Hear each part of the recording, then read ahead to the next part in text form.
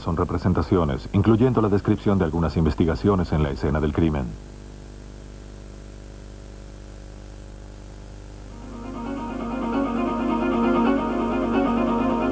Una bomba en un automóvil lanza a los investigadores por un camino oscuro y complejo, al final del cual había una mujer con muchos secretos siniestros. El trabajo de una sala de emergencia se convierte en un caos con la llegada de una mujer moribunda. Los científicos tratan de determinar qué es lo que ha convertido su sangre en un gas tóxico.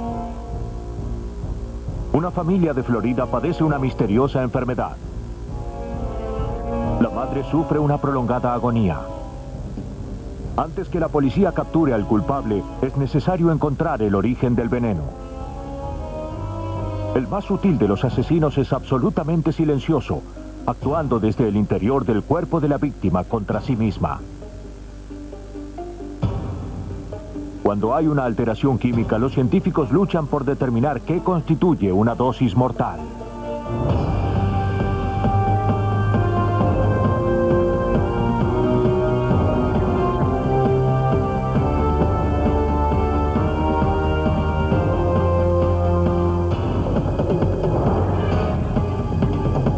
Los nuevos detectives. Casos estudiados por la ciencia forense. Hoy presentamos Dosis Mortal. La noche del 28 de junio de 1983 empezó como un festejo. Judy Buenaño se encontró con su novio, John Gentry, y con las mujeres que trabajaban en su salón de belleza en Pensacola, Florida. Se reunieron para regalarle un medallón a una de las empleadas en su cumpleaños. Al terminar la comida y cuando la fiesta llegaba a su fin, Judy le sugirió a John que fuera a comprar champán para seguir festejando en otra parte. No tardes mucho, ¿sí? Olvidó algo en el auto, vuelve enseguida. Al caer la noche, las calles estaban silenciosas. Pero en un instante se rompería el silencio.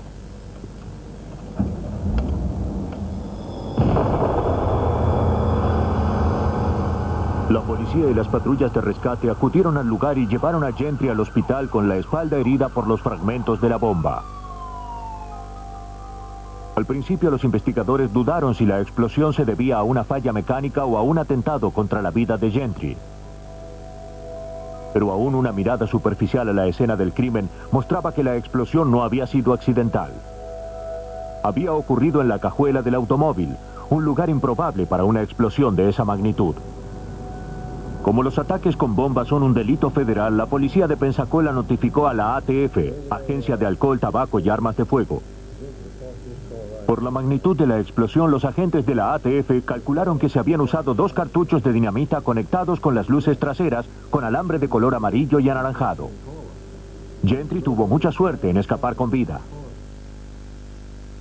Mientras la ATF investigaba la escena y las fotografías del lugar del crimen, la policía de Pensacola se dispuso a investigar quién se beneficiaría con la muerte de Gentry. Esta investigación estuvo a cargo de Ted Chamberlain. Lo que hacemos habitualmente es revisar las pólizas de seguro de la víctima, y eso es lo que hicimos con Gentry. Revisamos y encontramos que tenía una póliza importante sobre su vida. El beneficiario era Judy Buenaño, la novia de Gentry. Pero eso no era raro porque estaban iniciando un negocio juntos. La información no significaba nada por sí sola. Chamberlain necesitaba algo más. La ATF lo encontró. La pista de la dinamita lo llevó a un hombre de Alabama, un amigo íntimo de Judy Buenaño. Para ese momento, Gentry ya había salido de terapia intensiva, y los detectives pudieron hablar con él sobre lo ocurrido y comunicarle que Judy Buenaño era la principal sospechosa. A Gentry le costó creerlo al principio, pero empezó a tenerlo en cuenta. Él dijo, cuando estuve viviendo en casa de Judy, ella me estaba dando estas cápsulas vitaminas para hacerme sentir mejor, y dijo, seguía sintiéndome mal, entonces dijo, dejé de tomarlas y me sentí mejor. Y me dijo, entonces las tomé de nuevo y me enfermé de nuevo. Gentry había estado tan enfermo que estuvo internado un tiempo en el hospital. Allí se recuperó completamente, aunque su médico no estaba seguro de lo que le pasaba. En cuanto volvió a la casa, tuvo una recaída. Finalmente dejó de tomar las vitaminas y se recuperó. Sentía que había dejado atrás su enfermedad. Entonces fue cuando explotó el automóvil. Intuyendo alguna relación, el detective le preguntó a Gentry si le quedaba alguna de aquellas cápsulas. Así fue porque eran muy populares como suplemento de vitamina C. Chamberlain las mandó al laboratorio para analizar.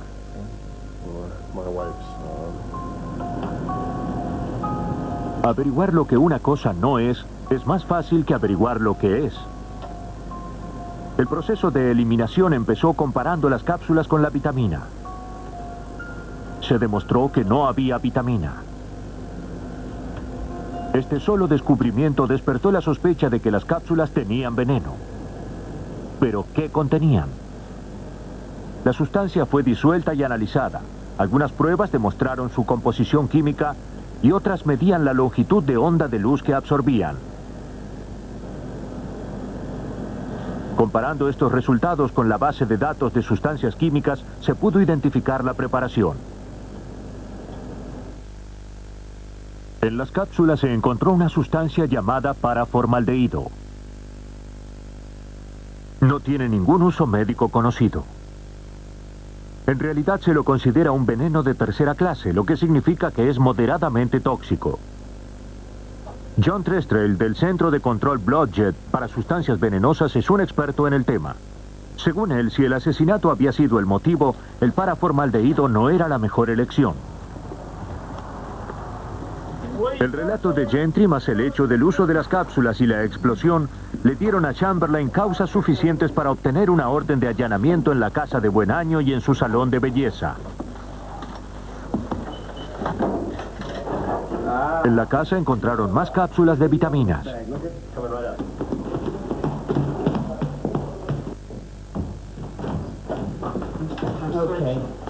Bien, yo revisaré el armario. Yo miro los cajones. Yo tenía algo así cuando era chico. En este canasto encontré algo. En el armario de su hijo encontraron trozos de alambre similar al que se había usado en la explosión del automóvil. Miren esto. ¿Qué encontró? Aquí hay un alambre. Alcánceme los guantes. De modo que enviamos eso al laboratorio y nos mandaron fotos y la codificación del color y las estrías del alambre. Una tomada de un trozo de la bomba y otra de la habitación del muchacho. Las pusimos juntas y fue igual que comparar las balas en balística. Eran exactamente iguales y eso sí era una buena evidencia. Hola, soy el detective Robert Beasley. Esta es una investigación oficial. Mientras un grupo de oficiales requisaba la casa, otro grupo recogía productos químicos en el salón de Buenaño. Para Judy Buenaño, el paraformaldehído sería un veneno accesible. La sustancia se usaba en los salones de belleza como desinfectante.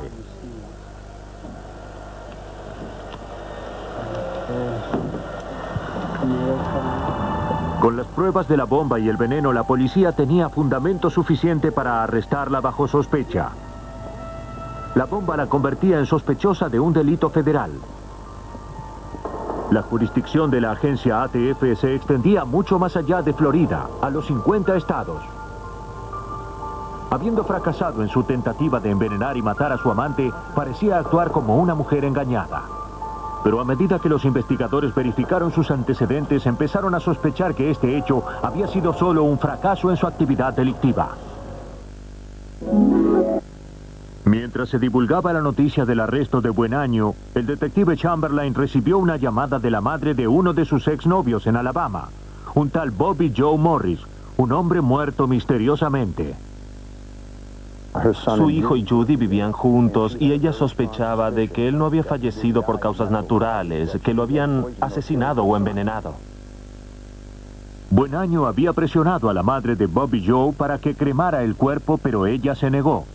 Chamberlain prometió investigar el asunto. Todas las personas con las que hablamos parecían temerle a Judy. Creían que sus versiones de los hechos no eran creíbles. Y hasta hablamos con una muchacha que afirmó que Judy le había dicho, mira, si no quieres a tu marido, envenénalo. Con historias como la de Bobby Joe Morris y otras que estaban saliendo a la luz, la policía empezó a sospechar que John Gentry no había sido la primera víctima de Buen Año. Descubrieron que su vida estaba vinculada con la tragedia, al menos aparentemente. Pero una investigación más profunda sugeriría algo más diabólico.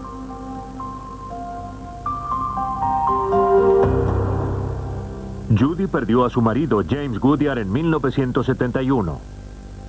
3 meses después de su regreso de Vietnam, cayó en un delirio y murió.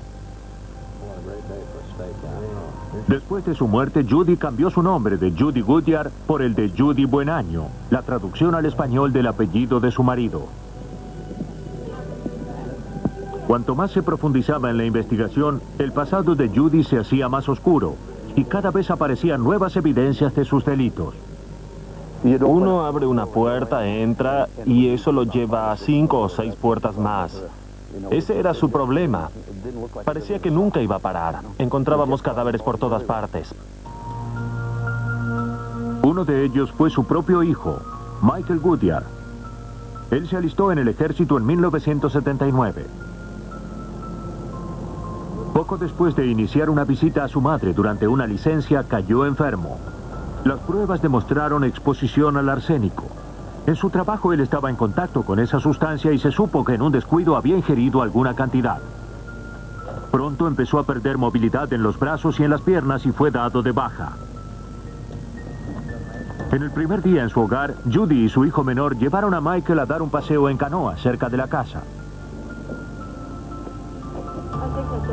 A pesar de que Michael llevaba en las piernas unos pesados aparatos ortopédicos, no tenía salvavidas. En el medio del lago, la canoa naufragó y Michael murió ahogado. En ese entonces se pensó en un trágico accidente. Pero ahora, Chamberlain no estaba tan seguro. Demasiados hombres en la vida de Judy se habían malogrado. Era un patrón siniestro que se repetía.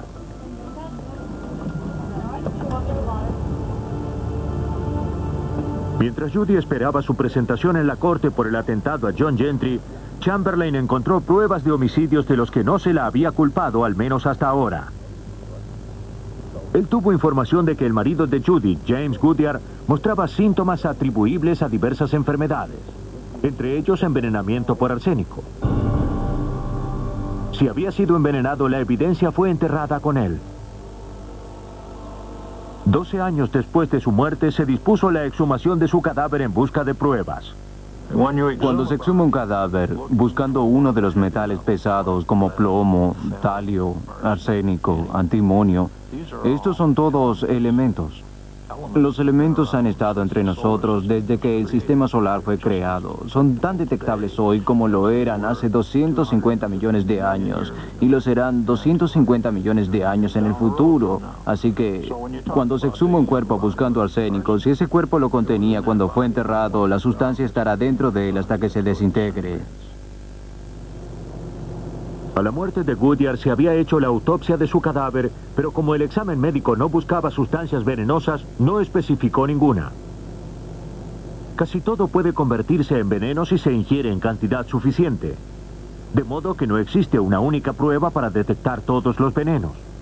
El analista debe guiarse por el conocimiento de los síntomas, de modo que pueda reducir el campo y establecer venenos específicos. El arsénico tiende a concentrarse en el corazón, hígado, pulmones y riñones. Se tomaron muestras de cada uno de ellos buscando la toxina. El arsénico puede provocar la muerte de una persona en el plazo de 1 hora o de 1 año, depende de cuánto se ingiera. La cantidad de arsénico que una persona ingiere es proporcional a la cantidad que se encuentra en el cabello y las uñas de la víctima. El examinador podría decir si los niveles de arsénico son demasiado altos para provenir del medio ambiente.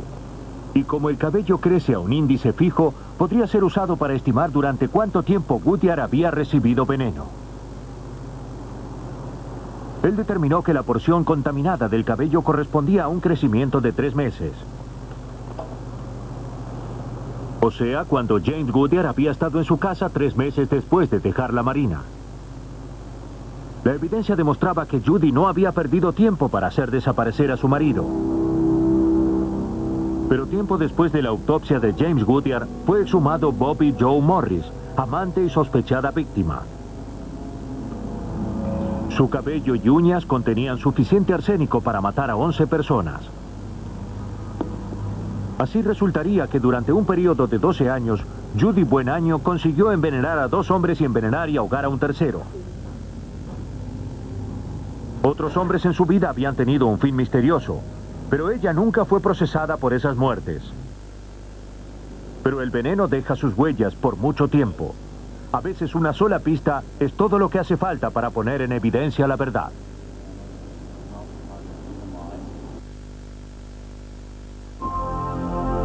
Judy Buenaño fue condenada a 12 años de cárcel por el atentado al automóvil de Gentry, a prisión perpetua por la muerte de su hijo y sentenciada a muerte por haber envenenado a su marido.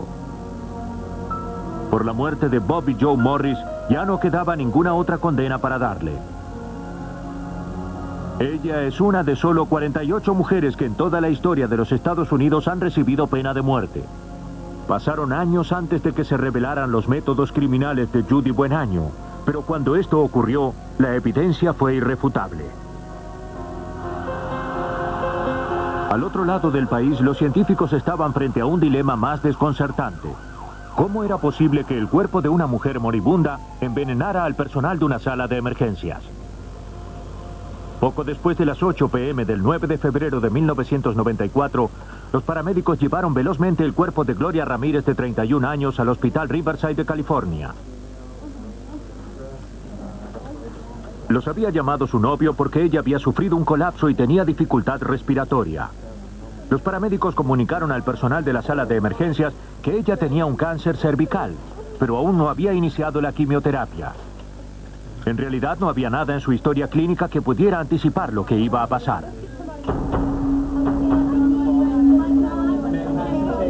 Cuando Ramírez llegó a la sala de emergencias, ya traía una máscara de oxígeno.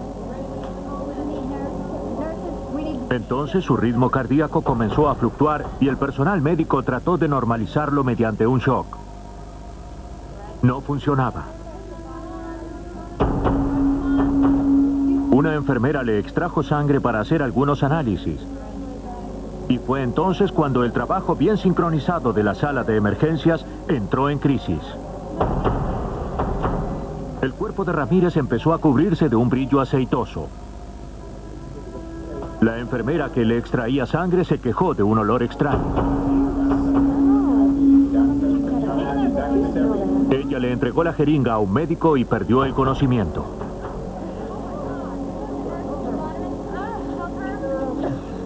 El olor, que era algo parecido al ajo o al amoníaco, aumentaba. Se advirtieron cristales color beige en la muestra de sangre. De pronto, otra enfermera se desmayó.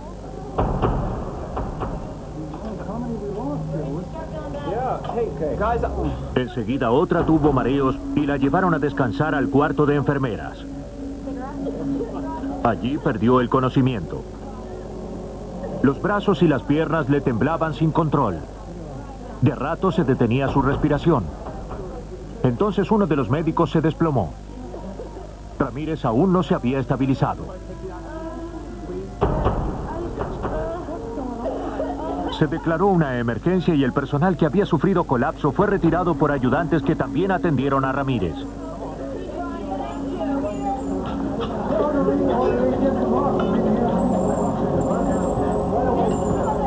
Mientras la sala era evacuada, se llevaron camillas al estacionamiento de vehículos.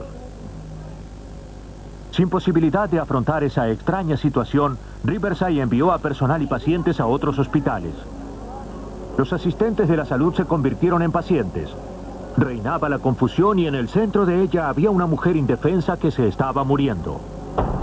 Imágenes de archivo.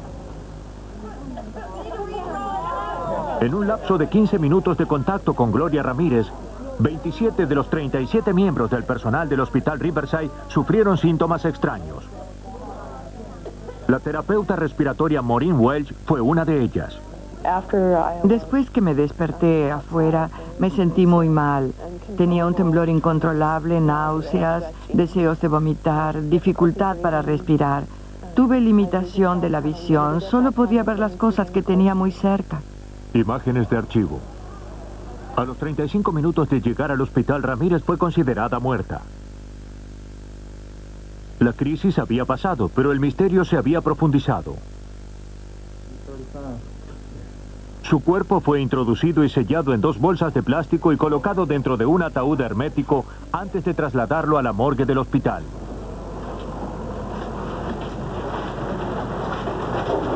Para averiguar la causa de la catástrofe, el equipo de Riverside que se ocupa de los materiales de riesgo se presentó preparado a dar batalla.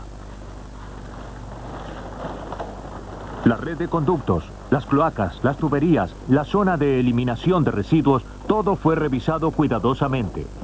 Se buscó identificar gases tóxicos, solventes o productos químicos en el aire de la sala de emergencias por medios electrónicos. No se descuidó nada y nada se pudo explicar sobre lo ocurrido. Una vez que la sala de emergencias pasó el examen de salubridad, las sospechas se volvieron hacia la paciente. La autopsia no reveló nada extraordinario. Gloria Ramírez había muerto de una alteración renal como consecuencia de su cáncer. No satisfechos con los resultados y buscando desesperadamente una explicación, funcionarios del hospital enviaron muestras de sangre y de tejidos de Ramírez al Laboratorio Nacional Lawrence Livermore, a unos 100 kilómetros al este de San Francisco. Se agregaron solventes a la muestra de sangre de Ramírez. Las sustancias químicas orgánicas de la sangre se disolvieron dejando atrás el agua y células de la sangre. El resultado es un extracto concentrado de las sustancias químicas de la sangre. Brian Anderson es el director del centro. Aquí en nuestro laboratorio hay instrumentos analíticos muy precisos que nos permiten observar todos los productos químicos que hemos extraído de las muestras de sangre y determinar la estructura química y aún conseguir concentraciones al nivel de las más bajas concentraciones. Cada pico que se ve aquí es una sustancia química única y diferente contenida en la sangre de la señora Ramírez. Y las cosas se destacan muy claramente. Esto es todo Tilenol o acetaminofeno, colesterol, otras drogas y un producto químico muy raro que descubrimos inicialmente y que estaba aquí. No sabemos lo que es por el momento, pero por suerte tenemos bibliotecas. Y cuando uno busca información en la computadora, obtiene de qué clase de sustancia química se trata. Resultó ser una alta concentración de una sustancia llamada dimetilsulfone, o DMSO2. Resulta de la desintegración de otro producto llamado DMSO, o dimetilsulfóxido. Aun cuando se manufactura como lubricante industrial, el DMSO lo usan miles de atletas y personas que sufren de artritis para aliviar el dolor. Se puede suponer que Ramírez lo estaba usando con ese fin. Pero su producto residual, el DMSO2, no es tóxico, ni siquiera en las altas concentraciones encontradas en sus tejidos. Su presencia no explicaba por qué la sala de emergencias se había convertido en un caos. Sin ninguna explicación para lo que ahora se ha empezado a llamar el incidente Ramírez, el Departamento California de los Servicios de Salud abandonó el tema atribuyéndolo a histeria colectiva por estrés. Pero el personal médico involucrado no aceptó esta posición. Frente a la afirmación de histeria colectiva, ni siquiera puedo aceptar la idea, porque las personas que están involucradas en atención de emergencias, y en esta sala de emergencia en particular, integraban una máquina muy bien aceitada. Tenían muchísima experiencia, 15 o más años. Eran hábiles en todo tipo de situaciones. Este caso era uno más de los que suelen enfrentar. Esto no se puede discutir. Estas personas no tienen reacciones histéricas. Como no estaba dispuesta a aceptar la resolución del Departamento de Salud, Welch se ocupó de hacer algunas averiguaciones por su cuenta. Sabía que muchos de sus colegas y ella misma habían sufrido problemas de salud prolongados que no son la clase de síntomas causados por la histeria colectiva. Recogió informes de laboratorio e informes médicos y se comunicó con Brian Anderson. Anderson y su colega, el director asociado Patrick Grant, revisaron los datos enviados por Welch y concentraron su atención en uno de los compuestos en particular que no parecía corresponder allí. Regresé a mi oficina y empecé a buscar compuestos en el libro de productos químicos, el índice Merck. Busqué dimetilsulfóxido y dimetilsulfonato y afortunadamente ambos estaban allí, descritos en un idioma que hasta un químico nuclear puede entender. Y en ese punto me di cuenta que la oxidación es lo que conecta a los dos. Si Ramírez estaba tomando DMSO por su cuenta para aliviar el dolor, se podía inferir que el oxígeno extra que le estaban dando camino al hospital pudo haber acelerado la transformación química a su producto residual DMSO2. El DMSO es aceitoso y tiene un olor parecido al ajo, lo que explicaría el brillo en la piel de Ramírez y el olor en la sala de emergencias. Pero no explica por qué tantas personas se enfermaron. Pat Grant empezó a formular una teoría. En la misma página del manual de drogas donde figuraban DMSO y DMSO2, había una mención para DMSO4. La única diferencia era más cantidad de oxígeno. Pero era una diferencia crucial. DMSO2 era un vapor inofensivo, mientras el DMSO4 era un gas nervioso letal. Y si usted observa la toxicidad y los síntomas variados que presentan las personas expuestas al dimetilsulfato, verá que la situación es similar al incidente en Riverside. La teoría de Grant parecía muy lógica en el papel, pero nunca nadie había transformado en el laboratorio el inofensivo DMSO2 en el mortal DMSO4 simplemente agregando más oxígeno. Si Grant sostenía que una mujer moribunda podía transformarse en un reservorio de gas nervioso, iba a tener que probarlo.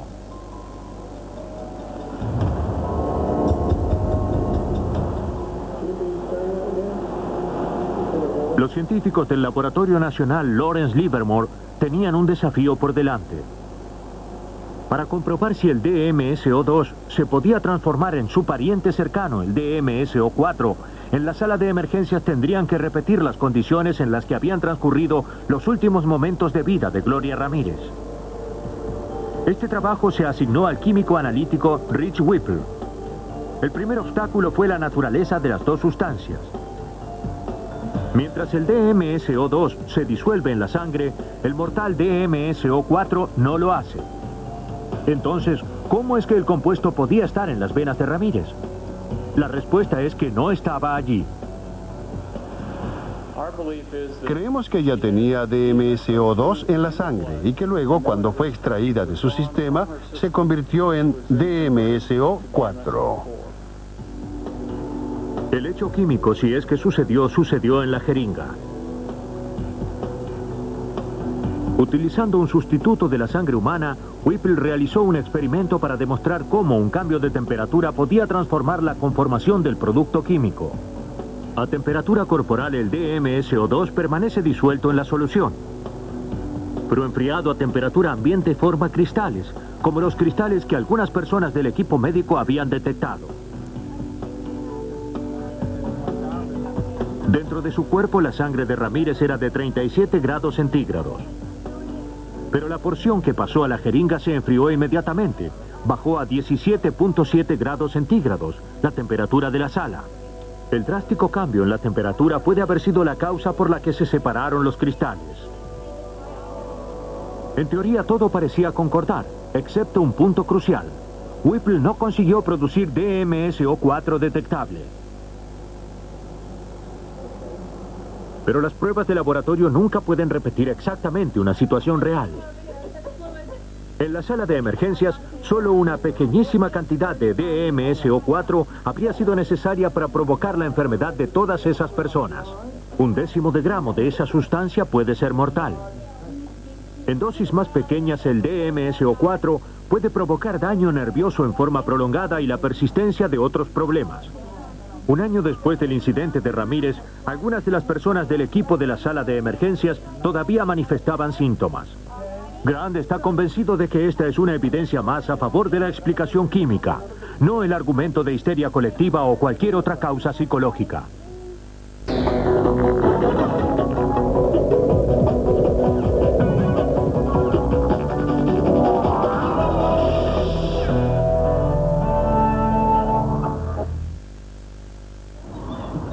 Ya que cualquier cosa puede ser un veneno, el asesino puede ocultar su arma a simple vista.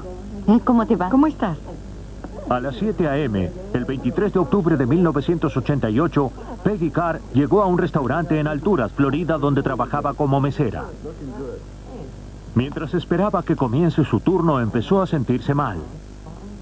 Sintió ardor en las piernas y un dolor muy fuerte en el pecho. Pensó que tenía un ataque al corazón. Uno de los clientes, que había sido paramédico en el ejército, le controló el pulso y le aseguró que fuera, lo que le estaba pasando no tenía que ver con su corazón. Pero el dolor seguía aumentando. A Peggy la mandaron a su casa para que descansara. El dolor no cedía y la familia de Peggy la llevó al hospital. La internaron y la dejaron en observación. 16 horas después de sus primeros síntomas, Peggy Carr estaba prácticamente discapacitada y su médico estaba desconcertado. 3 días más tarde, y luego de varias pruebas, los médicos estaban aún más lejos de poder hacer un diagnóstico. Pero entonces, tan misteriosamente como habían comenzado, los síntomas empezaron a disminuir. La enviaron a su casa. Pero en una semana el dolor agudo volvió a aquejarla. Rápidamente la volvieron a llevar al hospital. Además del intenso dolor en sus miembros y articulaciones, se le empezó a caer el cabello y empezó a tener dificultades para moverse. Las pruebas todavía no mostraban ningún trastorno. Los médicos pensaron que algún virus se había instalado en su sistema nervioso. Le dijo a su neurólogo que se sentía como si estuviera caminando sobre carbones ardiendo. La descripción le recordó al médico algo que solo conocía por la lectura. Decidió hacer una prueba más para ver si existía envenenamiento por talio. El talio es un elemento natural que se encuentra en pequeñas cantidades en el suelo y el agua. La forma purificada está estrictamente regulada. Hasta 1972, cuando fue prohibido su uso en Estados Unidos, se usaba en venenos para las ratas y las hormigas. Las pruebas mostraron que el sistema de Peggy Carr tenía 20.000 veces la cantidad de talio que se podía esperar. El veneno estaba carcomiendo su sistema nervioso. No tenía cura. Al principio, el envenenamiento de Peggy se consideró accidental. Las pruebas que se hicieron en la familia revelaron que todos tenían señales de talio. El Departamento de Policía del Condado de Polk y el Departamento de Salud registraron rigurosamente la casa de los Carr con el fin de encontrar el origen del contaminante. El detective Ernie Mincy condujo la investigación. Nuestro único propósito era identificar el veneno y extirparlo de la zona para evitar dañar a alguien más. Durante el mes siguiente, los investigadores recogieron muestras de alimentos, de agua y del suelo en la casa de los Carr y en la vecindad. Todas fueron enviadas al laboratorio para ser analizadas. Después de una espera impaciente, todas las pruebas fueron negativas. Los investigadores continuaban desesperadamente en la búsqueda del veneno. Mientras tanto, Peggy ya no podía respirar por sí sola y cayó en estado de coma. La búsqueda del veneno continuaba. ¿Cuántas otras personas se enfermarían antes que se lo encontrase? Entre las otras cosas recogidas en la casa de los Carr, había botellas retornables de Coca-Cola.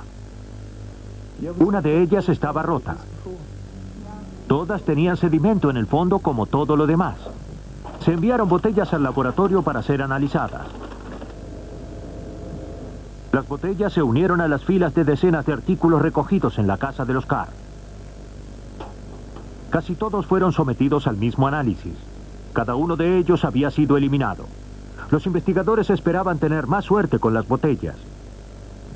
Para hacer la prueba del talio, el residuo de la botella se disolvió en ácido nítrico. Se colocó una botella en el tubo de grafito y se vaporizó. Luego se proyectó dentro del tubo la luz de una lámpara con filamento de talio. La prueba se apoyaba en el hecho de que todos los compuestos emiten una longitud de onda de luz específica. Un instrumento llamado espectrofotómetro medía la cantidad de luz absorbida por la muestra. Mostró que las botellas contenían más de 11 veces el nivel de toxina que se esperaba. Finalmente se había encontrado el origen del veneno. Pero ¿cómo había llegado el talio a una bebida gaseosa? ¿Había otras a la venta esperando ser consumidas? Mincy temía una falla catastrófica en la elaboración o tal vez una manipulación criminal. Con la ayuda del FBI y de la compañía Coca-Cola fueron rastreados todos los números de producción de las botellas hasta el comercio, el depósito y la planta embotelladora. El resultado de la búsqueda fue claro. No hubo alteración en otras botellas, ni tampoco hubo demandas de envenenamiento. Las botellas contaminadas estaban solo en la casa de los Carr. ¿Pero quién lo habría hecho? Un envenenador necesita un contacto cercano con el medio ambiente de su víctima para poder ubicar el tóxico. Por eso la mayor parte de los envenenamientos se hacen dentro de las familias. Y por eso es que la sospecha cayó sobre Pye Carr. Pye era el segundo marido de Peggy. Hacía unos pocos meses que se habían casado cuando Peggy se enfermó. Pero parece que la luna de miel había terminado hace mucho. Mincy se enteró de que poco antes del envenenamiento, los Carr habían tenido una fuerte discusión a raíz de la cual Peggy terminó yendo a dormir a un hotel. El fin de semana en que aparecieron los síntomas, Pye estaba oportunamente fuera de la ciudad en una excursión de caza. Cuando volvió, se resistía a llevar a su esposa al hospital. Todo parecía señalar a Pye Carr. Pero no se puede condenar con evidencias tan circunstanciales. Mincy recién iniciaba la investigación criminal. Se rescataban más indicios. Se debían seguir otras señales. Se hizo un seguimiento minucioso de todos los movimientos de Carr. A último momento aportó una información favorable a su defensa.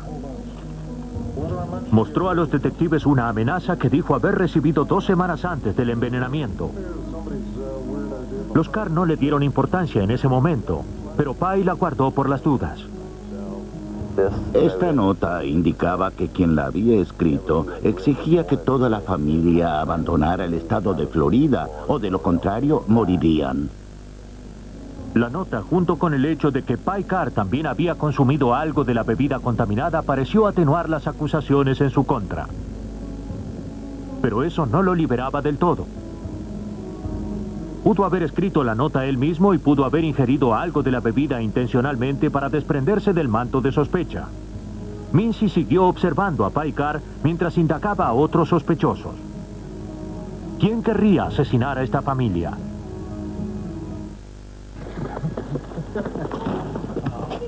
Mincy se enteró que los Carr no se llevaban bien con sus vecinos, George Trepal y su esposa Diana. Algunas semanas antes del envenenamiento, Peggy y Diana casi se agreden físicamente en una discusión por el alto volumen de la música en la casa de los Carr. Pero esto difícilmente alcanza como causa para un atentado criminal. Para indagar sobre esta tirante relación entre vecinos, Mincy fue a ver a George Trepal. La reacción de Trepal sobre el tema de los Carr fue extremadamente violenta.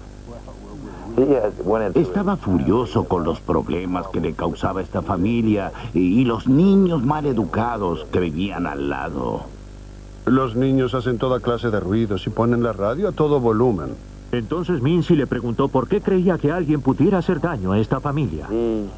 Él citó la carta amenaza que los Carr habían recibido semanas atrás. Palabra por palabra dijo exactamente lo que decía la nota. Nadie más sabía de esa carta, solo el departamento legal. En ese momento, George Trepal se convirtió en el primer sospechoso. Pero Mincy necesitaba más material para involucrarlo a Trepal, tanto como para acusar a Pye Carr.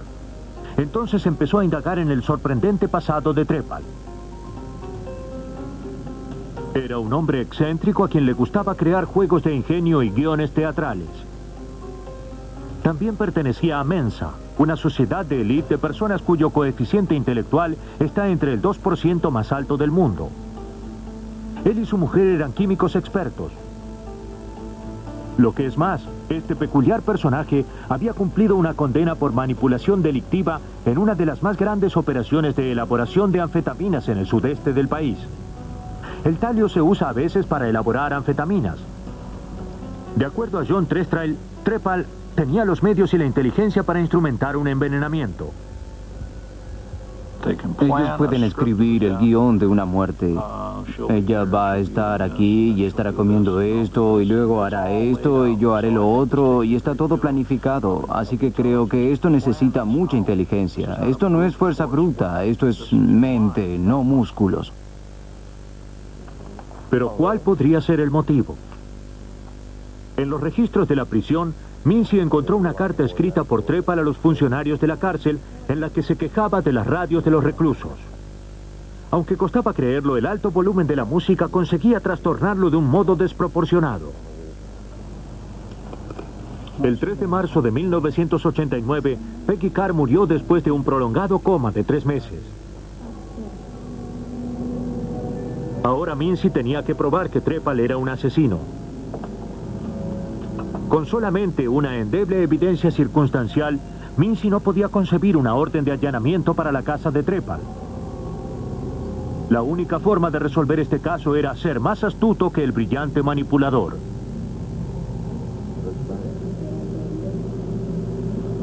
Después de varios meses de investigar los antecedentes de George Trepal, el detective Mincy tuvo el convencimiento de que había envenenado a Peggy Carr.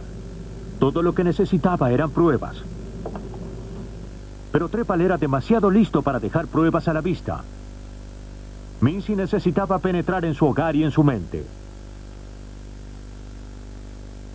Para llevar esto a cabo necesitaba a alguien que buscara su amistad, ganara su confianza y luego lo traicionara.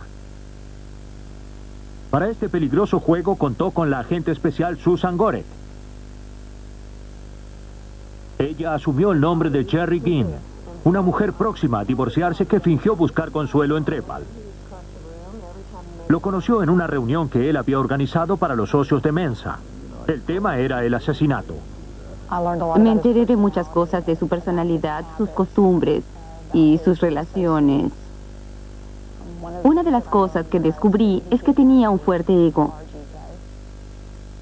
Usé mi personalidad de Sherry para que diera rienda suelta a su ego y conseguir que hablara más, lo que utilicé a mi favor.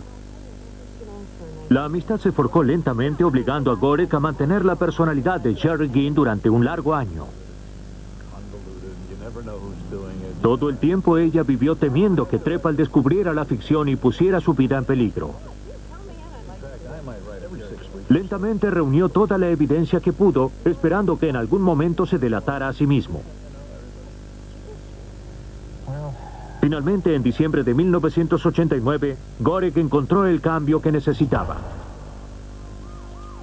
Trepal y su mujer se mudaron fuera de la ciudad y dejaron que Cherry Wynn rentara la casa. Como inquilina podía registrar toda la propiedad sin orden de allanamiento. Había conseguido todo lo posible de Trepal. Tal vez ahora la casa le confiaría sus secretos. Para ello llamó a una unidad especializada en registrar la escena del crimen. Ellos hacen un rastrillaje del lugar recogiendo todos los indicios que encuentran. Creyendo que Trepal sería demasiado listo para guardar talio dentro de la propiedad, investigaron para ver si encontraban algo en los residuos. Sinceramente, yo creí que íbamos a encontrar talio. Este podría estar en el filtro del acondicionador de aire o tal vez en alguno de los desagües. Empleamos mucho tiempo con la gente especializada raspándolos, tratando de encontrar residuos que él podría haber tirado. Mientras algunos investigadores estaban en la casa buscando hasta la más mínima evidencia, otros recogieron productos químicos en el garage. Todo fue etiquetado y enviado al FBI para ser analizado. Pasaron meses antes de que llegaran los resultados. Como el informe de laboratorio tardaba tanto, deduje que no habían encontrado nada. Pero Gorek estaba equivocada. Cuando llegaron los resultados, mostraron que uno de los frascos retirados del banco de trabajo del garage de Trepal contenía polvo de talio. Para Gorek y para Mincy, 15 meses de trabajo riesgoso valieron la pena. La evidencia para declarar culpable a George Trepal por el delito de envenenamiento de los Carr era un hecho. George Trepal no sentía ninguna clase de remordimiento por sus acciones. Él lo justificaba por su inteligencia superior y por el hecho de que las personas menos inteligentes no merecían vivir en este planeta. A diferencia de la mayoría de los envenenadores, el motivo de Trepal no era ni el amor ni el dinero. Él quería matar a sus vecinos simplemente porque le molestaban. De acuerdo con John Trestrail, el ego que lo llevó a despreciar a otros lo llevó a su propia desgracia. La botella que contenía la evidencia quedó abandonada en la casa. ¿Por qué haría eso? Era un hombre muy inteligente. ¿No se le ocurrió pensar que era mejor deshacerse de esa botella? No, su ego les decía que no iban a llegar tan lejos. Ellos nunca sabrán cómo sucedió esto. Un jurado encontró a George Trepal culpable de 14 cargos de felonía, incluyendo el asesinato en primer grado de Peggy Carr. Fue sentenciado a muerte. Mientras seguimos nuestra vida cotidiana, la mayoría de nosotros rara vez piensa en el mundo tóxico en que vivimos. En el pasado, esa falta de diligencia era la mayor oportunidad para un envenenador. Pero ahora, la ciencia se está poniendo al día. Hoy más que nunca, las muertes inexplicables son miradas con sospecha. Y en el laboratorio, cada vez más esas sospechas resultan justificadas.